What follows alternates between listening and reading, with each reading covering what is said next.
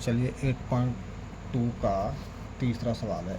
यदि tan a plus B दिया है, यदि tan a प्लस बी बराबर √3 और tan a माइनस बी बराबर 1/√3 और दिया है 0 अंश से बड़ा है a प्लस बी और a प्लस बी से बड़ा है और बराबर है 90 अंश। तो हम a बड़ा है b से, तो a और b के मान ज्ञात कीजिए। ये सवाल दिया है। चलिए अब इसे हल करते हैं। तो tan a प्लस बी बराबर √3, तो इसे tan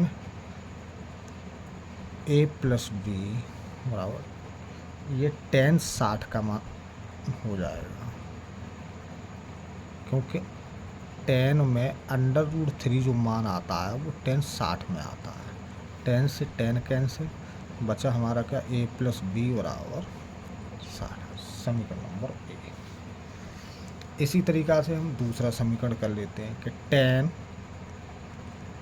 a माइनस बी बराबर 1/√3, तो tan a माइनस बी बराबर tan 30 के होगा। tan से tan कैंसिल, बचा क्या हमारा a माइनस बी बराबर 30, समीकरण नंबर 2। चलिए अब इसे करते समीकरण 1 व 2 को लिखिए।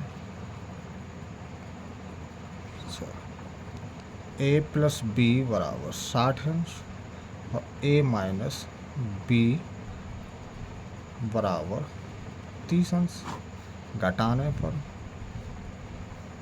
कैंसिल, 2b बराबर 30, तो b बराबर हमारा 30/2, 15 बार कट गया, तो b बराबर 15।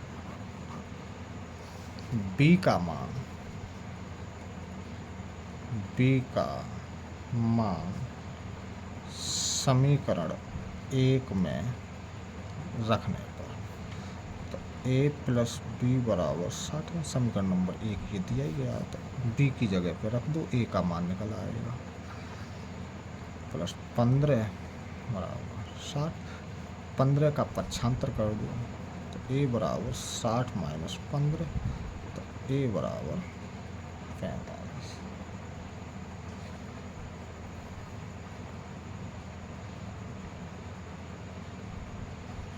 ठीक है, ये हमारा सवाल हल हो गया। ये क्वेश्चन नंबर तीसरा था।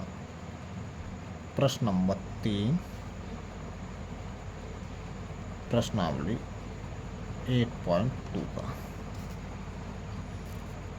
ठीक है, ये सवाल दिया गया है, कुछ नहीं करना है, केवल हमें क्या करना है कि tan a प्लस बी बराबर अंडर, तो tan के साइड में ये देखना है कि √3 किस मान पे आ रहा है, तो ये 60 पे आ रहा है, तो हमने यहाँ 60 रख दिया। ठीक है, तो tan से tan कैंसिल हो गया, तो a प्लस बी बराबर हमारा 60 बचा।